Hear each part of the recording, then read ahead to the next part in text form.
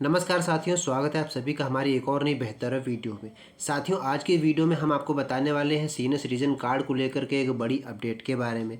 यानी किन 5 कारणों से आवेदन आपका रिजेक्ट हो सकता है, कौन से 5 प्रकार के लोग हैं जिनका कार्ड जो है रिजेक्ट हो सकता है, कार्ड नहीं बनेगा। पूरी जानकारी आपको आज इस वीडियो में मिलने वाली है।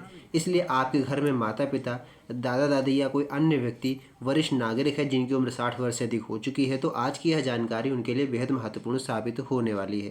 तो साथियों, आज की इस वीडियो में हम बात करने वाले हैं सीनियर सिटीजन कार्ड के बारे में। आखिर ये कार्ड होता क्या है, इसके क्या क्या फ़ायदे हो सकते हैं, और सबसे बड़ी बात कौन कौन से दस्तावेज लगते हैं, और सबसे ज़रूरी बात कि किन 5 कारणों से आपका आवेदन अटक सकता है या फिर रिजेक्ट हो सकता है। इसलिए वीडियो को अंत तक ज़रूर देखिएगा, क्योंकि आखिर में मैं आपको ये भी बताऊंगा कि सीनियर सिटीजन कार्ड के लिए आवेदन करने से पहले आपको किन बातों का ध्यान रखना चाहिए। अगर आप पहली बार हमारे चैनल पर आए हैं तो वीडियो को लाइक कर दीजिएगा और साथ ही चैनल को सब्सक्राइब जरूर कर लीजिएगा। साथ ही कमेंट बॉक्स में ये भी बताइएगा कि आप ये वीडियो किस राज्य से देख रहे हैं और आपके राज्य में सीनियर सिटीजन कार्ड की सुविधा उपलब्ध है या फिर नहीं है। तो फटाफट से बिना देरी के अपनी वीडियो को शुरू करते हैं और पूरी जानकारी आपको बताते हैं एक नई अपडेट के साथ। साथियों, सबसे पहले आगे बढ़ने से पहले हम बात करते हैं कि सीनियर सिटीजन कार्ड आखिर क्या है। पहले आपको ये समझना चाहिए कि सीनियर सिटीजन कार्ड है क्या, इसका फ़ायदा आप लोग कैसे लेते हैं। तो साथियों, सीनियर सिटीजन कार्ड सामान्य तौर पर एक पहचान पत्र होता है, जैसे कि आपका आधार कार्ड होता है, जिसका इस्तेमाल वरिष्ठ नागरिक की पहचान के लिए किया जा सकता है। लेकिन यहाँ एक बहुत ज़रूरी बात समझना आप लोगों के लिए ये ज़रूरी हो गया है कि पूरे भारत में एक जैसा केंद्रीय या राष्ट्रीय सीनियर सिटीजन कार्ड सभी राज्यों में लागू हो ऐसा ज़रूरी नहीं होता है।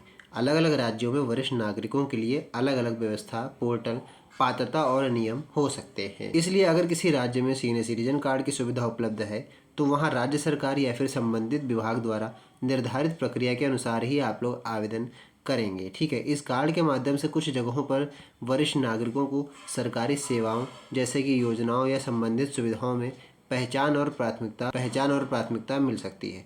हालांकि कौन कौन से लाभ मिलेंगे यह पूरी तरह आपके राज्य और संबंधित विभाग के नियमों पर निर्भर करता है। लेकिन सिर्फ ये मान लेना सही नहीं होगा कि कार्ड बनने के बाद यानी कार्ड बनते ही हर राज्य में अस्पताल, बैंक, रेलवे या फिर दूसरी सभी जगहों पर एक जैसे लाभ मिलेंगे। आपकी जानकारी के लिए बता दें, जो सीनियर सिटीजन कार्ड है ये एक जैसा नहीं होता है। हर राज्य में इसकी सेवा सुविधाएं अलग अलग होती हैं। ये हर राज्य के ऊपर डिपेंड करता है कहाँ पर कैसी व्यवस्था आपको दी जा रही है। अब आते हैं वीडियो के मुख्य पॉइंट पर, यानी कि अब हम लोग जानेंगे वे 5 कारण जिनसे आवेदन में दिक्कत हो सकती है। सबसे पहला कारण आपके सामने स्क्रीन पर आप लोग देख पा रहे होंगे, लिखा भी हुआ है, उम्र जो है वो 60 वर्ष से कम होना। सबसे जो कॉमन प्रॉब्लम होती है वो यही होती है। पहला जो कारण है, सामान्य कारण है साथियों, उम्र का। अगर संबंधित राज्य की पात्रता के अनुसार वरिष्ठ नागरिक बनने के लिए आपकी उम्र 60 वर्ष या उससे अधिक होना जरूरी है और आपकी उम्र अभी 60 वर्ष पूरी नहीं हुई है, तो आप पात्र नहीं माने जा सकते। इसलिए आवेदन करने से पहले अपनी उम्र और जन्म तिथि से संबंधित दस्तावेज जरूर जांच लें। यानी जो आपके दस्तावेज में जन्म तिथि पड़ी हुई है उसके हिसाब से अगर आपकी उम्र 60 वर्ष से अधिक हो गई है तो आप लोग आसानी से आवेदन कर सकते हैं। लेकिन अगर 60 वर्ष से 1 या 2 दिन भी कम है तो आप लोग आवेदन नहीं कर सकते। बात करते हैं दूसरे कारण की, यानी कि फॉर्म और दस्तावेजों की जानकारी में क्या अंतर होता है। दूसरा बहुत ही महत्वपूर्ण कारण है साथियों, आपकी जानकारी का दस्तावेजों से मैच ना करना। ठीक है, मान लीजिए कि आपके आधार कार्ड पर आपके नाम की स्पेलिंग कुछ और लिखी हुई है, लेकिन आपने जो आवेदन फॉर्म भरा उसमें आपने अपने नाम की स्पेलिंग दूसरी भर दी। इसी तरह आपकी जन्म तिथि, जेंडर, पिता या पति का नाम, पता या फिर दूसरी जानकारी में अगर अंतर हो गया तो ऐसी स्थिति में भी आपका सत्यापन करते समय समस्या आ सकती है। इसलिए यह आपका कर्तव्य है कि फॉर्म भरते समय जल्दीबाजी ना करें और जो जानकारी आपसे अधिकारी दस्तावेज में मांगी जा रही, जो अधिकारी दस्तावेज में दर्ज है, उसको ध्यानपूर्वक भरें। तीसरा कारण है साथियों, दस्तावेजों का अधूरा या गलत होना। मुख्य कारण होता है ये, दस्तावेज आपके अधूरे होते हैं या फिर गलत होते हैं, इस कारण भी आपका आवेदन फॉर्म रिजेक्ट हो जाता है। आवेदन प्रक्रिया में सामान्य तौर पर पहचान का प्रमाण मांगा जाता है आपसे, उम्र या जन्मतिथि का प्रमाण, पते का प्रमाण, फोटो या फिर मोबाइल नंबर जैसी जानकारी मांगी जा सकती है। अगर जरूरी दस्तावेज उपलब्ध नहीं है या फिर गलत हैं, अस्पष्ट हैं या उनकी जानकारी आवेदन से मेल नहीं खा रही है तो आवेदन में परेशानी हो सकती है। इसलिए आवेदन करने से पहले सभी दस्तावेजों को अच्छी तरीके से जांच लें, वे सारे डॉक्यूमेंट अपडेट हैं भी या फिर नहीं है, ये आपका कर्तव्य है। ठीक है, ये जांचना आपकी जिम्मेदारी है। अगली बात करते हैं चौथा और मुख्य कारण, राज्य की पात्रता पूरी ना करना। आप हो सकता है आप जिस राज्य में रहते हो वहाँ जो पात्रता मांगी जा रही है वो उस हिसाब से आपने उसको फुलफिल्ड नहीं किया है, क्योंकि सीनियर सिटीजन कार्ड की व्यवस्था जो है साथियों, वो राज्य और नियम के अनुसार अलग अलग हो सकते हैं। कई जगह आवेदन करने के लिए उस राज्य का निवासी होना या फिर संबंधित निवास प्रमाण पत्र देना भी जरूरी होता है। उदाहरण के लिए मानते हैं, एक बात करें तो अगर किसी राज्य में आप आवेदन कर रहे हैं तो वहाँ की निर्धारित निवास संबंधी पात्रता पूरी करनी पड़ सकती है। इसलिए सिर्फ 60 वर्ष की उम्र पूरी होना ही हर जगह पर्याप्त नहीं माना जा सकता है। आपको अपने राज्य के नियम भी देखने होंगे, जो उनके ऑफिशियल वेबसाइट है, वहाँ पर आपको जाके ये भी देखना है कि क्या क्या पात्रता आपसे मांगी जा रही है। पांचवा और मुख्य कारण है, जैसा कि मैंने बताया कौन से 5 मुख्य कारण थे, आज इस वीडियो में आपको मैं बताऊंगा। तो पांचवा कारण है वेरिफिकेशन में जानकारी सही साबित ना होना। अगर आवेदन आपने जमा कर दिया, आवेदन जमा करने के बाद दस्तावेजों और दी गई जानकारी का सत्यापन किया जाता है और वहाँ कोई गंभीर अंतर अगर सामने आ रहा है तो आवेदन आपका अटक सकता है या फिर अस्वीकार भी किया जा सकता है। इसलिए आवेदन में गलत जानकारी बिल्कुल ना दें और केवल सही और जो वैलिड है यानी वैध जानकारी, वैध दस्तावेजों का ही आपको इस्तेमाल करना है। याद रखिए साथियों, सिर्फ सीनियर सिटीजन कार्ड पाने के लिए गलत जानकारी देना आगे चलकर आपके लिए परेशानी उत्पन्न कर सकता है। इसलिए सतर्क रहिए और गलत जानकारी बिल्कुल मत दीजिए। जो अपडेटेड जानकारी है उसी को नोट करवाइए, ठीक है। 5 कारण तो मैंने आपको बता दिए। अब अगले पॉइंट पर आते हैं। अब जानते हैं हम लोग ये कि सीनियर सिटीजन कार्ड आखिर बनता कैसे है। अगर आपके राज्य में सीनियर सिटीजन कार्ड की सुविधा उपलब्ध है और आप पात्रता अपनी पूरी करते हैं तो आवेदन प्रक्रिया भी बहुत इसकी सरल होती है। आवेदन जो प्रक्रिया है वो राज्य के अनुसार अलग अलग हो सकती है।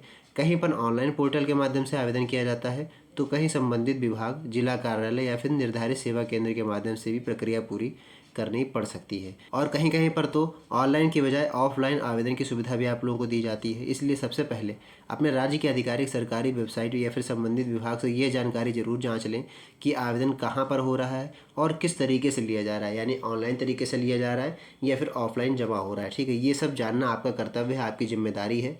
किस प्रकार से आप लोग आवेदन करेंगे ये आपको जांचना आपका काम है, ठीक है। अब मुख्य बात करते हैं, जो आप लोग सीनियर सिटीजन कार्ड के लिए अगर अप्लाई करेंगे, मान लेते हैं पात्रता आप पूरी कर रहे हैं किसी भी राज्य में, जिस राज्य में आप रहते हैं, तो उसके बाद अब आपको दस्तावेज आपसे कौन कौन से मांगे जाएंगे। सामान्य तौर पर मैं आपको बता दूं, ये इसको आप कहीं नोट करके रख सकते हैं। कुछ दस्तावेज आपसे मांगे जा सकते हैं जो कि कॉमन है, हर राज्य में आपसे मांगा जाएगा सीनियर सिटीजन कार्ड बनवाने के लिए। सबसे पहले तो आपका आता है आधार कार्ड। आधार कार्ड साथियों अन्य पहचान प्रमाण पत्र भी लगा सकते हैं साथ में। उसके बाद आता है आपका उम्र या फिर जन्म तिथि का प्रमाण। उसके बाद पते का प्रमाण, पासपोर्ट साइज की 2 फोटो, मोबाइल नंबर और राज्य के नियम के अनुसार अन्य आवश्यक दस्तावेज जो भी आपसे मांगे जाते हैं, ठीक। लेकिन इसके साथ साथ आपको ये भी ध्यान रखना है कि हर राज्य में दस्तावेजों की सूची एक जैसी जरूरी नहीं है।